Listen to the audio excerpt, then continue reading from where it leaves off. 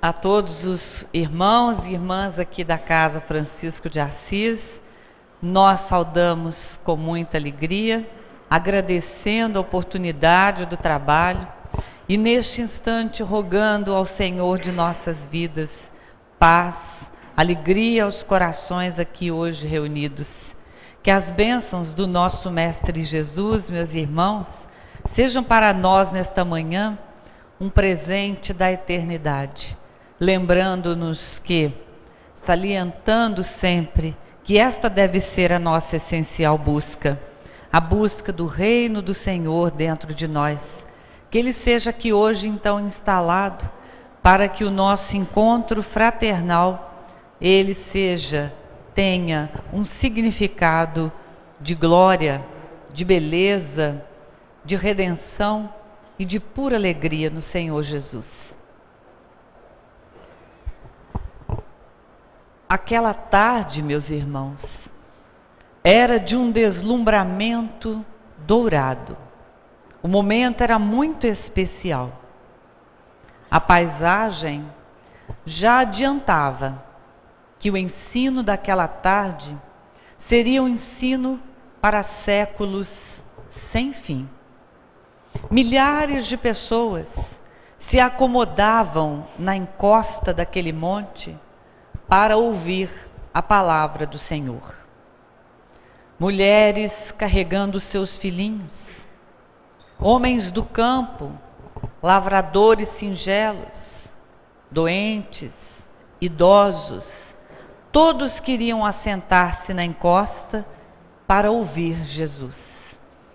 E ali então, aguardando naquele final de tarde, ele aparece e pela primeira vez lança aos corações da humanidade a plataforma do reino divino. Sua voz penetrava como um bálsamo no coração daqueles que se acotovelavam e buscavam um cantinho na encosta daquela montanha para ouvir a palavra do Senhor. A todos ele recomendava misericórdia na crueldade, brandura em todos os atos da vida, resignação diante da adversidade, higiene do coração para alcançar as alturas. E então nós vamos perceber que o evangelista Mateus, nos seus capítulos 5, 6 e 7, revela-nos o grande sermão da montanha, uma das mais belas peças do Evangelho de Jesus. Aqueles que são os estudiosos do Sermão da Montanha, que podem observar e descrever esta tarde dourada com muito mais tinta, com muito mais beleza e detalhes, todos eles concordam naquele ponto em que o Sermão da Montanha é a síntese da palavra de Jesus, do ensino de Jesus. Todos nós conhecemos algum trecho do Sermão da Montanha, sobretudo o seu início, as bem-aventuranças. Bem-aventurados os pobres de espírito, porque verão a Deus. Bem-aventurados os mansos, que herdarão a terra. Jesus começa o lindo Sermão da Montanha dizendo das alegrias que reinariam na vida de todos aqueles que mergulhassem nas ondas vibratórias da Boa Nova, do Evangelho. E os estudiosos consideram então a peça mais exuberante, a peça mais significativa de todo o Evangelho de Jesus, o Sermão da Montanha. Capítulos 5, 6 e 7 do evangelista Mateus. Nós escolhemos para partilhar com os companheiros aqui nesta manhã, não os ensinos do Sermão da Montanha. Nós vamos partilhar com os irmãos nesta manhã as características deste trecho do Evangelho, para que nós compreendamos a importância de Jesus para a Terra e a importância do ensino universal que Jesus trouxe aqui para o nosso planeta. Nós escolhemos 5 características do Sermão da Montanha para nós refletirmos aqui nesta manhã. A primeira característica deste lindo trecho de Jesus, o Sermão da Montanha, é a característica de síntese. Nós estamos vivendo, meus irmãos, um momento planetário em que nós temos que buscar síntese. Já saímos do campo da análise e estamos mergulhando no campo da síntese, em todos os sentidos.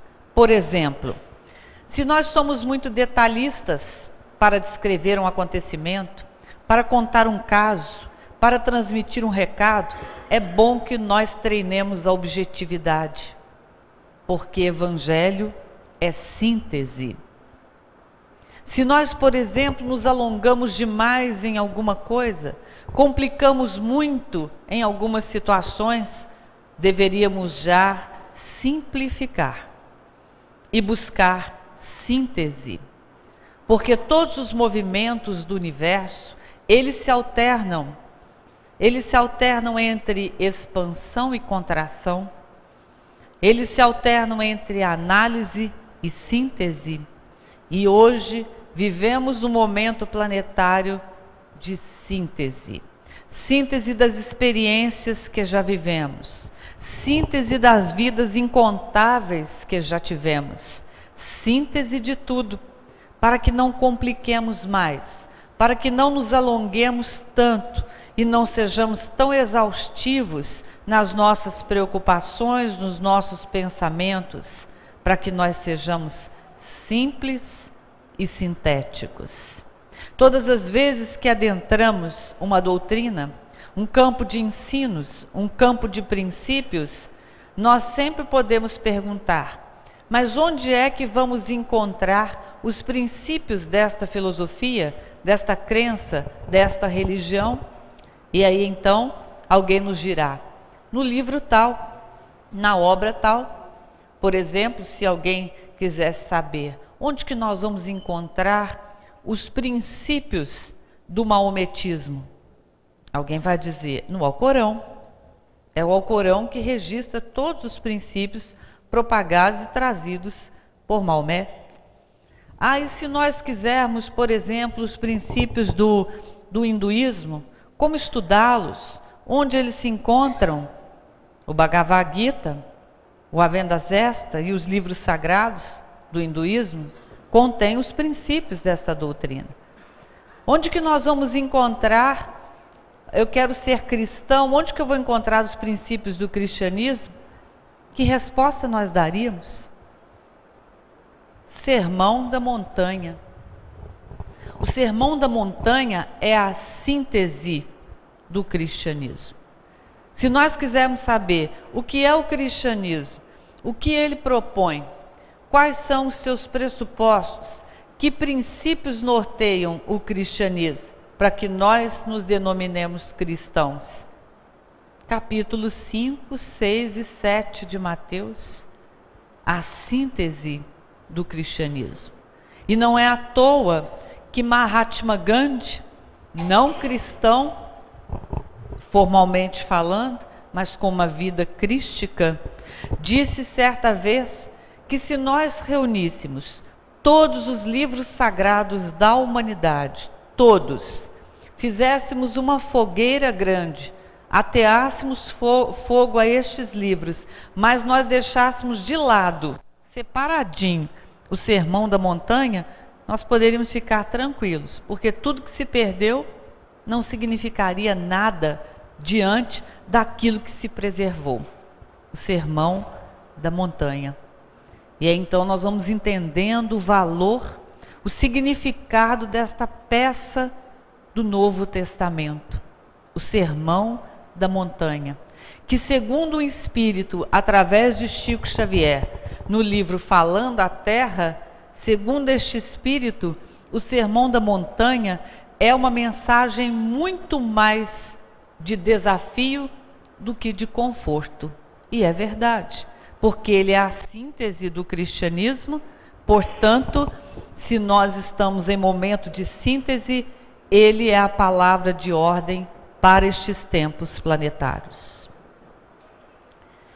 Não podemos ficar apenas nas bem-aventuranças, porque ele só começa com as bem-aventuranças. Durante a leitura dos capítulos de Mateus, nós vamos compreendendo a beleza do ensino de Jesus. E nós vamos vendo outras características, porque nós escolhemos 5, e a primeira delas, síntese. É momento de buscarmos síntese. É momento de não sermos tão longos, detalhistas, complexos, cansativos, complicados. Estamos em momento de síntese. Por isto, o Sermão da Montanha é a palavra de ordem, porque ele é a síntese do cristianismo, ele é a síntese da mensagem para o nosso planeta, reconhecida até por aqueles que não são cristãos, como o exemplo que trouxemos aqui do grande Gandhi, do Mahatma. Segunda característica que nós vamos observar na peça do Evangelho, Sermão da Montanha.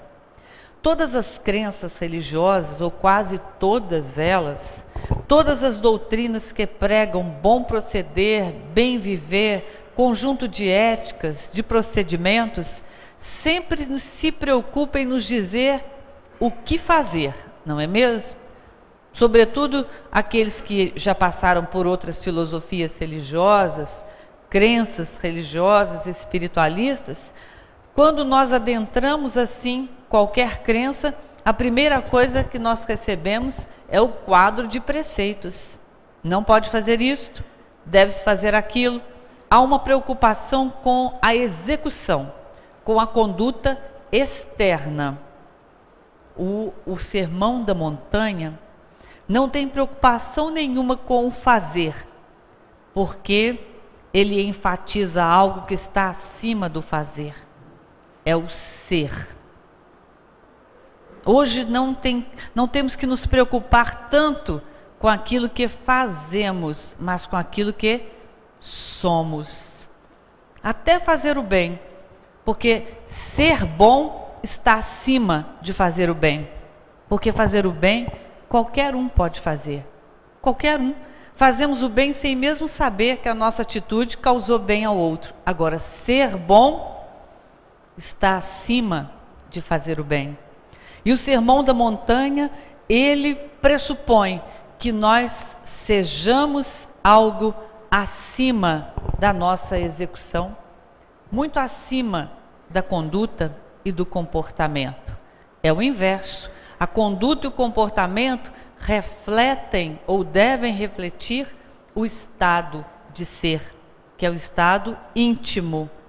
E como o Sermão da Montanha não se preocupa em nos dizer, faça isso, faça aquilo, deixe de fazer aquilo, não pense nisso, não haja assim, nós não vamos encontrar estes preceitos que são temporais e que são muito mais morais ou moralistas do que eternos e cósmicos. Nós vamos entender no Sermão da Montanha um convite de Jesus para que nós sejamos deuses, para que nós sejamos unos com a consciência universal. Nós vamos encontrar no Sermão da Montanha o biotipo da nova humanidade. Aquela nova geração que Kardec veio nos ensinar no livro A Gênese, lá nos capítulos Sinais dos Tempos, no livro A Gênese, nós vamos entender que Jesus, no Sermão da Montanha, já descreve qual é o tipo da nova humanidade planetária. Porque nós pertencemos a uma humanidade que está em fechamento de processo evolutivo. Estamos encerrando um ciclo de avançado estudo e avançado aprimoramento. E daqui a algum tempo nova humanidade habitará esse planeta, que, se nós fizermos esforço, se for da vontade de Deus, nós podemos pertencer a esta humanidade, desde que nos adequemos ao pressuposto do Sermão da Montanha, que descreve o tipo avançado do ser da nova geração. É um novo biotipo humano para um planeta que está em ascensão, que está em progresso, que está em momento de purificação, de iluminação, que é o momento do planeta Terra.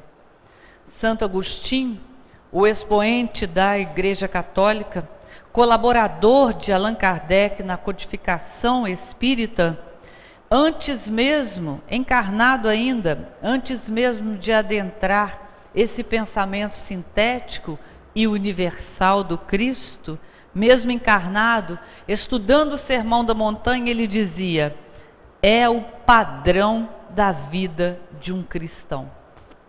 Assim, ele se refere ao Sermão da Montanha. Nós vimos então, dentre as 5 características, vimos já 2. Primeiro, Sermão da Montanha é síntese para as nossas vidas. Segundo, olhar não apenas aquilo que fazemos, ou preocupados com aquilo que fazemos ou com aquilo que o outro faz, mas atentar para aquilo que somos, aquilo que trazemos na intimidade, para que a nossa atitude, a nossa conduta, ela reflita, ela expresse aquilo que está dentro de nós. Porque não vale muito mais agitação e movimento externo se não houver quietude e bem-estar interno. Ontem nós até conversávamos muito sobre isso com Valdir e Yara. Muito movimento, muita agitação, muita vida externa, sem vida interna, é um movimento como outro qualquer. E não tem nenhum significado para o cosmos e nem para nós mesmos. Porque há pessoas que não param. Há pessoas que estão fazendo trabalhos espirituais um atrás do outro. Vão aqui, vão ali, aplicam passos, fazem palestra, andam, vêm, fazem encontros, fazem seminários. Esse é o biotipo do fazer. E o biotipo do ser? Quanto tempo nós estamos também dedicando à vida interna? Não foi à toa que Jesus adentrou a aldeia de Betânia e visitou os irmãos Lázaro, Marta e Maria. E ali ele deixa-nos um ensino profundo a respeito da vida ativa, personificada e simbolizada em Marta, e o pressuposto da vida interna ativa, simbolizado na figura de Maria. É momento então de nós escolhermos a melhor parte, a única necessária, um pouco de vida de Maria, diante do vasto mundo de Marta que nós todos temos pela frente, seja no lar, seja no trabalho profissional, na casa espírita, nos deveres para com os amigos, para com os entes queridos, os familiares. É preciso cada vez mais buscar a vida interna, para que nós não sejamos apenas executores, mas que nós sejamos os atores. Vida externa tem que expressar vida interna. E isso Jesus já nos ensinou. Porque o Sermão da Montanha é isto. É como se ele nos pedisse, é preciso ser antes de fazer. E se você quiser fazer muito rápido sem ser, o seu fazer será em vão, inútil, porque é preciso ser, para depois muito fazer, na expressão daquilo que é. Terceira característica do Sermão da Montanha. O Sermão da Montanha, ele renova, ele inova todos os nossos padrões de confiança no mundo material. Porque quais eram os nossos padrões de confiança no mundo material?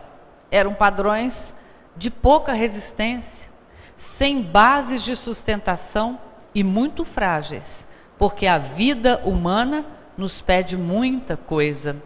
O Sermão da Montanha redefine tudo e nos diz: Busca primeiro o reino dos céus e sua justiça, e tudo mais vos será dado como acréscimo.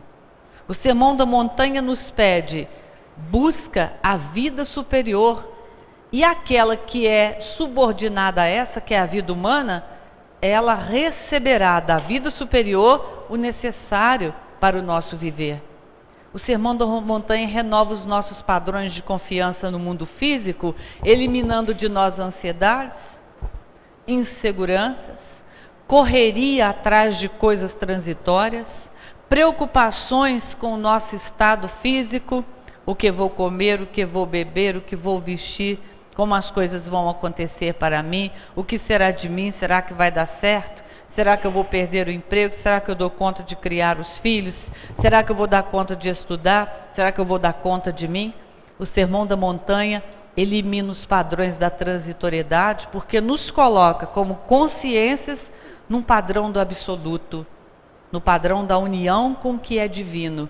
E quem tem a união com o divino, vive na luz, vive na bênção, vive na fartura, vive na beleza, vive na abundância, vive na graça do Senhor, como diz Paulo.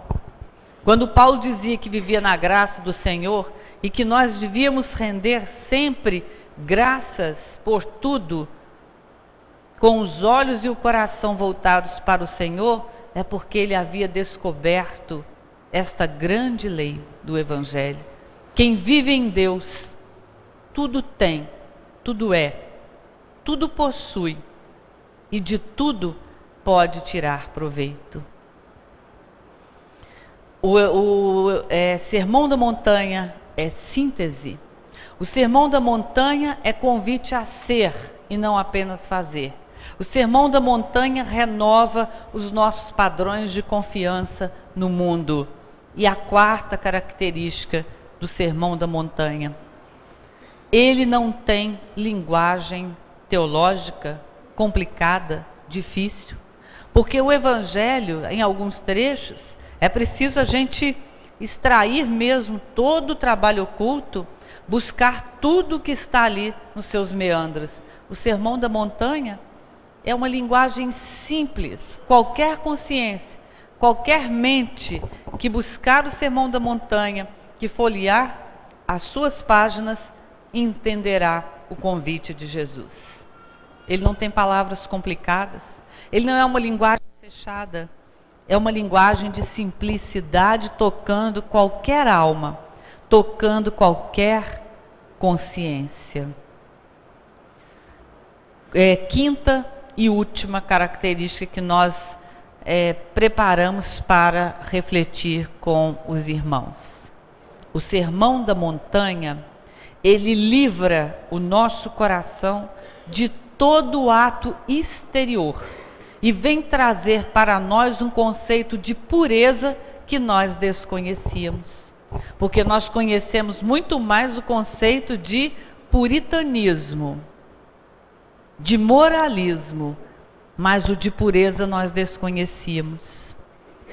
E aí então nós vamos entender por que Jesus conversa com a samaritana e não se torna menos puro por isso, porque ele dá atenção a meretrizes, porque ele se alimenta com publicanos, com pecadores, porque ele não fazia conta daqueles que se aproximavam dele, porque Jesus era puro e o seu Evangelho nos traz esta pureza.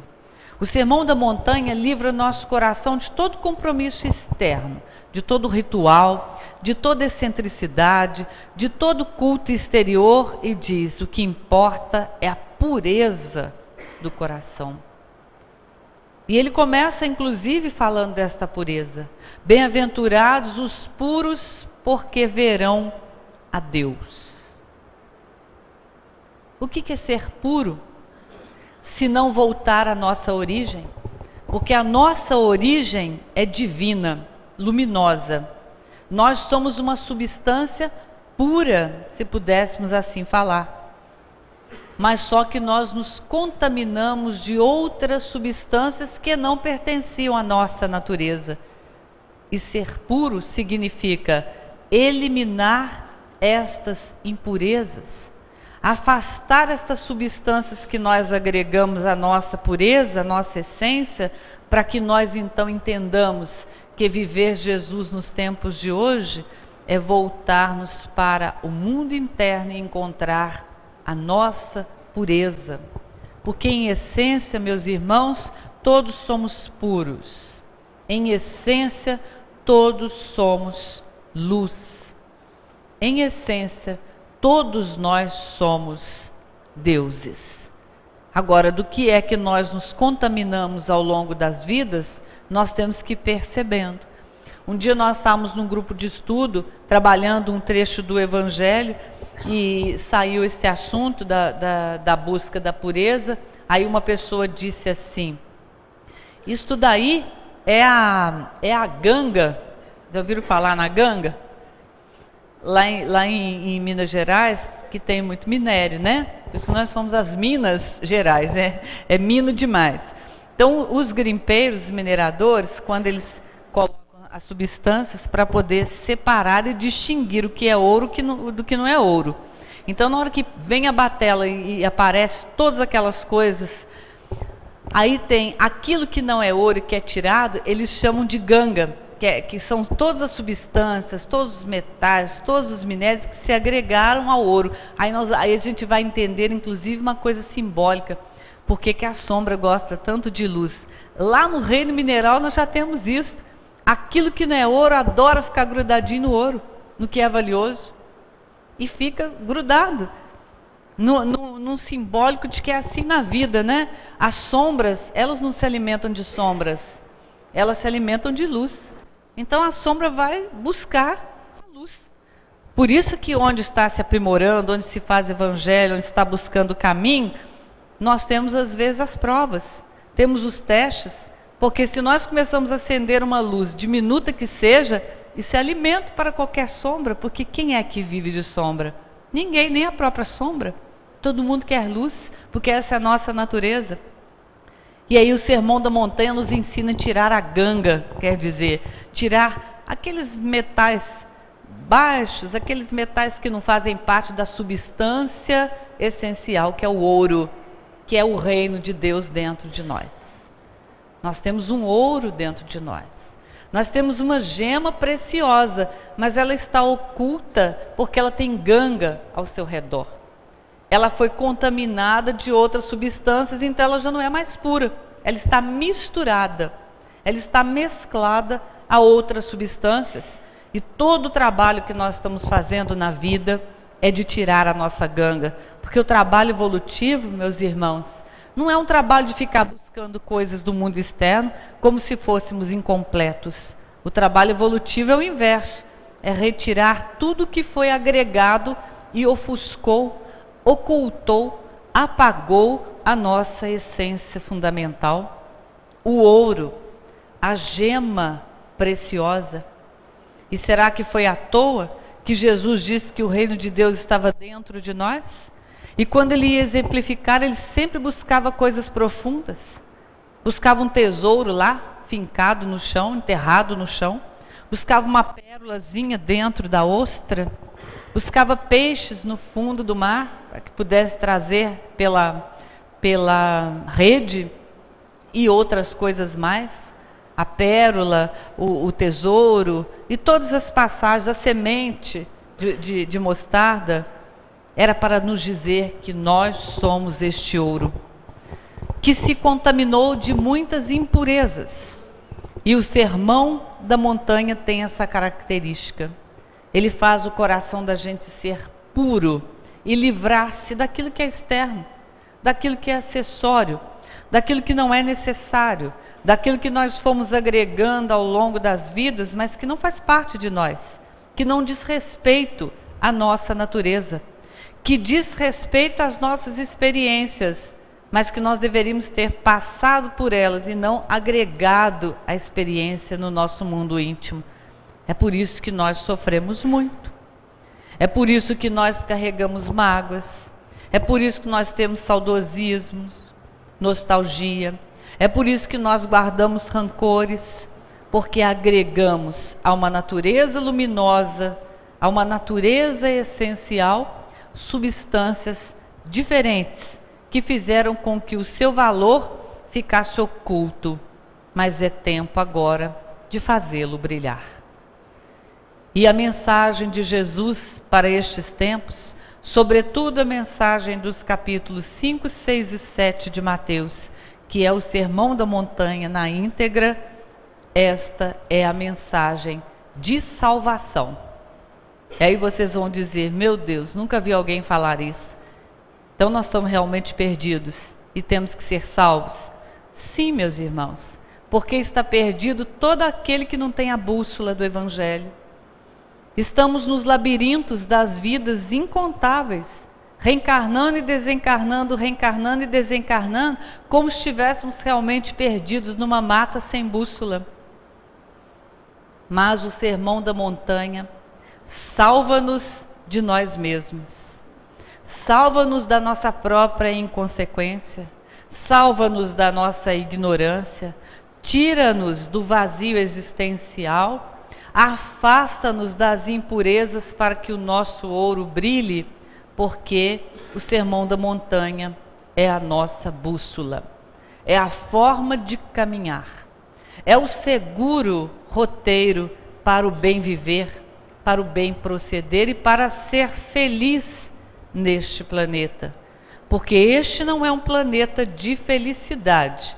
Ocasionalmente nós podemos ser felizes, mas este não é um planeta, dentre a infinidade de mundos que existem no cosmos, ele não é um planeta assinalado já, catalogado como tendo a felicidade, palavra de ordem. Não. A palavra de ordem para esse planeta é qual? Não me digam que é dor, não me digam que é sofrimento, porque também não é isso. A palavra de ordem para esse planeta é servir. Todos nós que reencarnamos neste planeta, não reencarnamos para sofrer, para sermos felizes, para isto ou para aquilo. Reencarnamos para servir.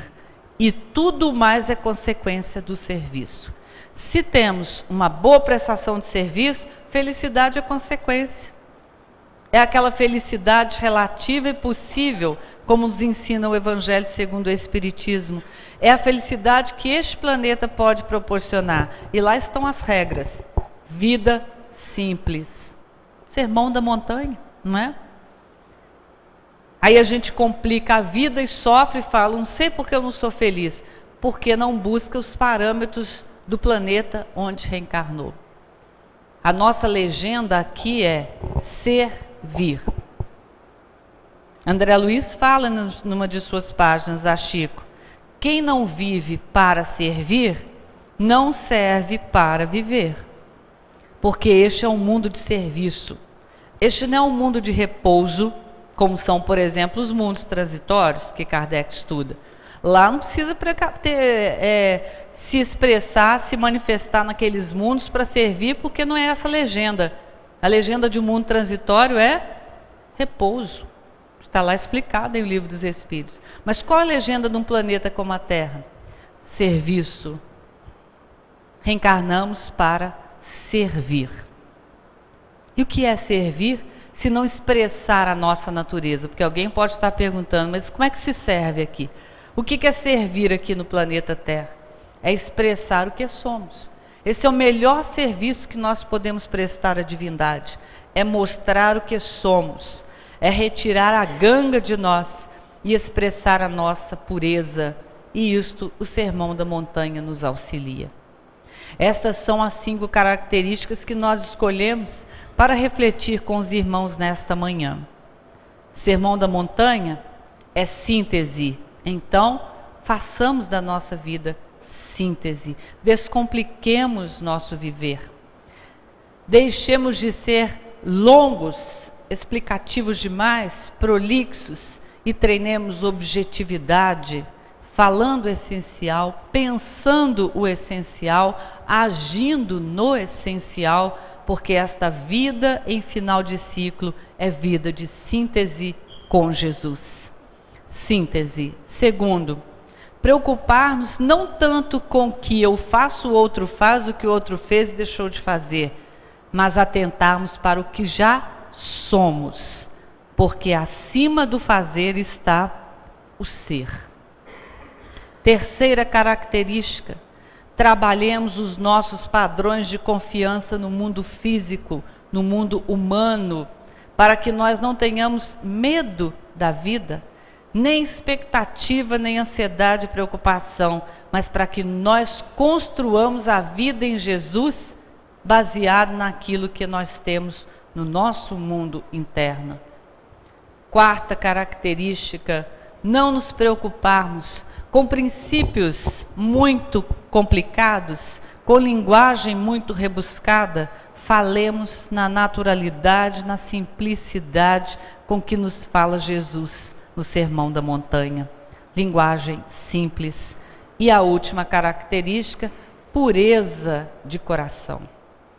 Nada externo, poucas coisas externas são necessárias no campo da espiritualidade. Quase nada e muita vida interior. O Sermão da Montanha, como diz a página do Espírito pelo Chico, é muito mais desafio do que conforto. Tem gente que lê o Sermão da Montanha quando está triste para se alegrar, como se aquilo ali fosse uma coisa para consolar. Tem gente que lê o Sermão da Montanha para recitar uma poesia bonita e fazer uma palestra linda para emocionar os corações, listando as passagens, as bem-aventuranças. Sermão da Montanha não é só poesia, é lição universal através de uma linguagem poética. Mas Sermão da Montanha é muito mais desafio, porque o Sermão da Montanha diz qual é o tipo novo da humanidade da Terra. E ele vai nos ajudar a estabelecer esses parâmetros para a nossa própria vida, meus irmãos.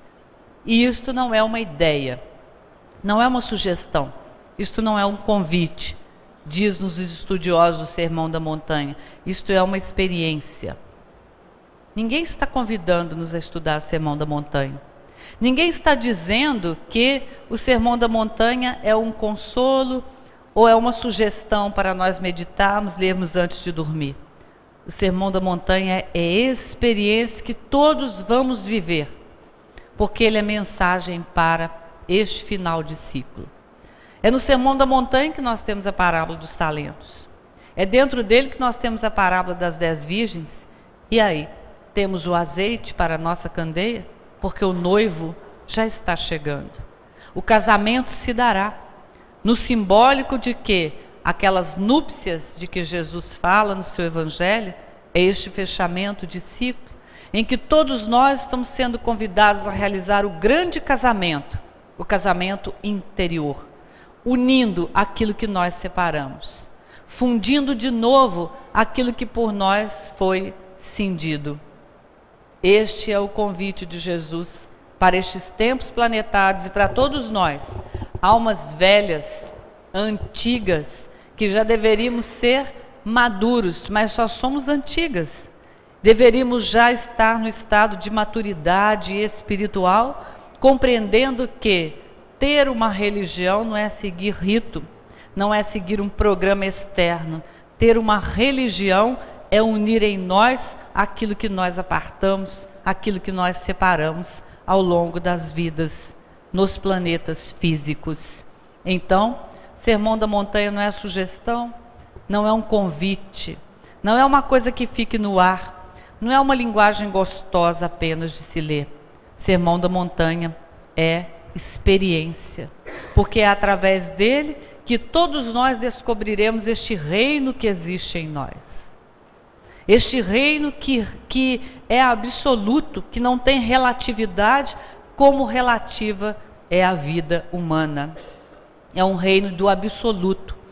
É um reino que tem uma programação divina, que tem uma programação de luz para todos nós. Porque este reino, diz Paulo, não é comida, não é bebida, mas é justiça, paz e alegria no Espírito Santo. Assim define Paulo este reino que habita em nós, que não é comida, que não é bebida, mas é paz, justiça e alegria no Espírito Santo. E Espírito Santo nós podemos entender como a manifestação crística na terra, segundo o Espírito Emmanuel, a reunião de todas as inteligências superiores que trabalham nas linhas do Cristo. E é nessa onda vibratória que nós todos estamos sendo convidados a atuar, a agir, a perceber esta onda do Espírito Santo, quer dizer, da reunião de todas as inteligências que já trabalham nas ondas crísticas. Nós estamos sendo convidados a perceber esta onda vibratória e fazermos as nossas transformações internas, não apenas mais transformando as coisas, porque isso nós já sabemos, isso nós já aprendemos, mas convidando-nos à sublimação. Transformação é diferente de sublimação. Ontem nós estávamos numa palestra em Ipiguá, aí um rapaz no final da palestra nos fez perguntas mais ou menos semelhantes, aí ele falou, dá exemplo. Aí eu falei, então deixa eu dar algum exemplo aqui também, para que fique claro as diferenças entre transformação e sublimação. A transformação, o próprio termo já diz, trans é um prefixo grego que significa ir além. Por isso que a gente tem, a água transbordou, quer dizer, ela passou a borda, ou da pia, ou da piscina, ou do balde, do recipiente qualquer. Então, transformar quer dizer ir um pouco além da forma. Mas aquela água que transborda, ela deixa de ser água quando ela aparece do outro lado da borda? Não, ela continua água, não é? Então, você apenas transforma, quer dizer, ultrapassa um pouquinho a forma, muda um pouquinho a forma, mas é a mesma substância, é a mesma coisa. É uma energia de um patamar que você passa para uma outra energia do mesmo patamar, no mesmo nível. Então eu pego, por exemplo, aquelas forminhas de gelo, encho-as de água e coloco no congelador, a água solidifica e vira um tanto de pedrinha de gelo. Mas se eu tirar essa forminha e colocar ali na pia e deixar por alguns momentos, volta ao estado anterior, não é? Então eu posso transformar, mas eu transformo dentro de um mesmo patamar. Aqui nós vemos isso. Nós pegamos eletricidade, trazendo através de fiação de transformadores, até chegar na energia luminosa. Correto? Mas é o mesmo patamar, transformação. Tanto que aqueles aparelhos, aqueles equipamentos que ficam no posteamento que traz a eletricidade se chamam transformadores. Agora, a sublimação é algo superior. A sublimação, você pega uma energia de um patamar e coloca em outro patamar. No exemplo físico, nós podemos pegar uma chaleira de água, colocar num fogo alto e deixar ali, e vai deixando. E a gente vai atender o telefone, e nós vamos fazer alguma coisa, esquecemos, e quando a gente chega, a chaleira está vazia. E a gente pergunta, onde foi parar a água? Onde ela está? Eu coloquei água aqui na chaleira, antes de ligar o fogo. Nós teríamos como recuperar essa água? Não, nós sublimamos, tiramos uma substância de um patamar e colocamos noutro patamar. No campo psicológico, vamos ver um exemplo de transformação.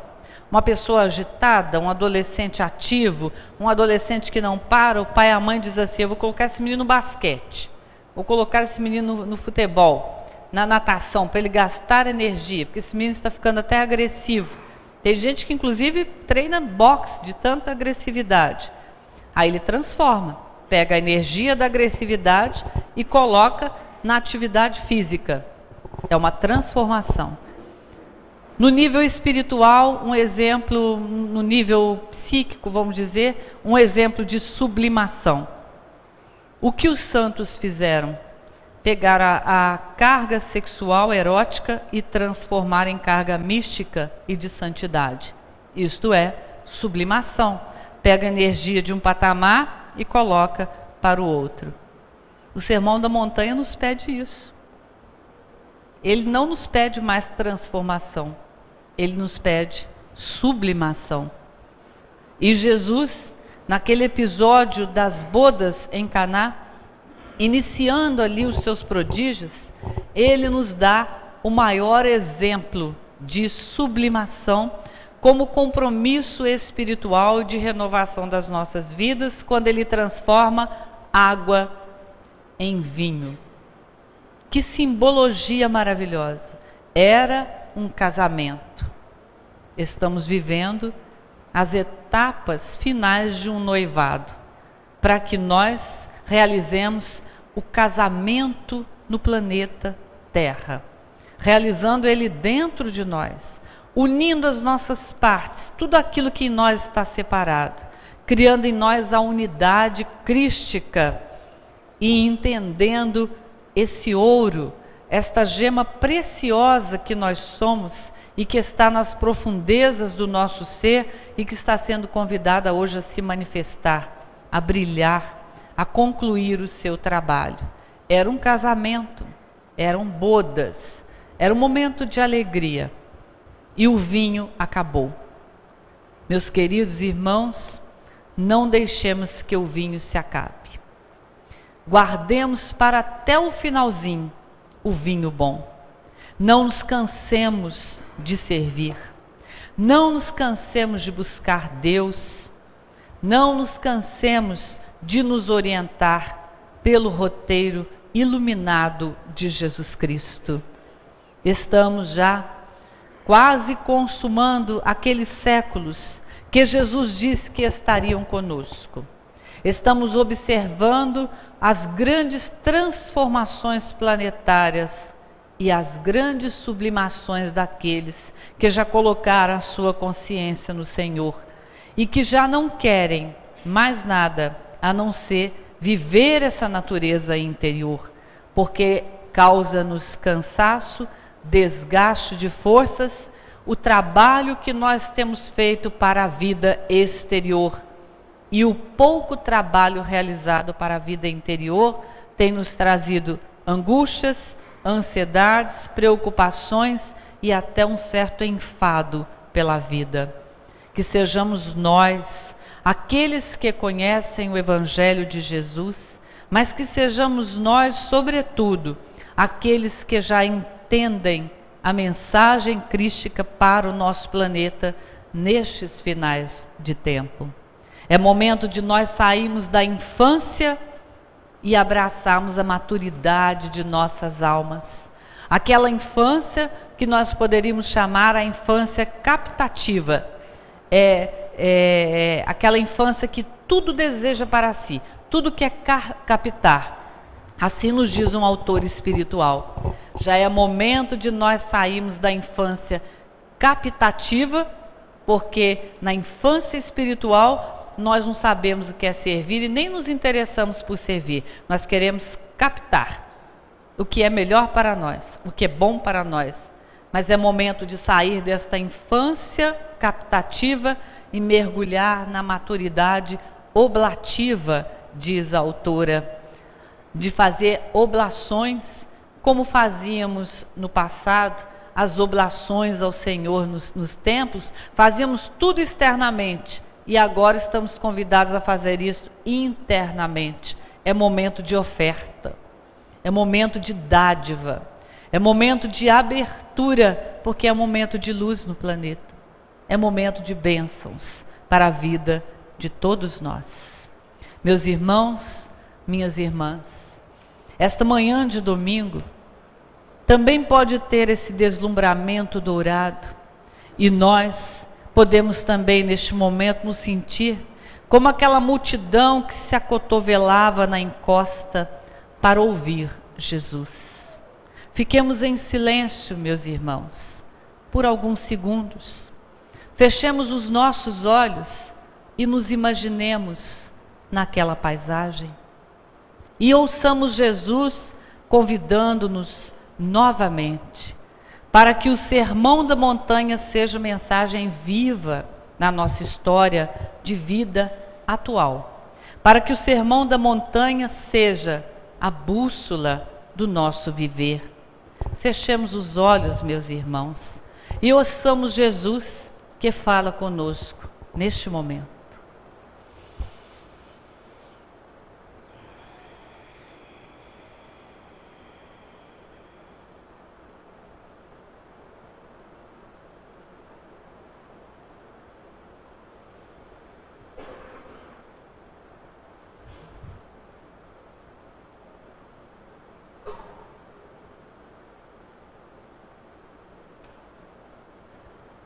Que Ele abençoe todos nós, fortaleça as nossas vidas, proteja e zele pela pureza de nossas intenções, de nossos corações, hoje, meus irmãos, por toda a eternidade.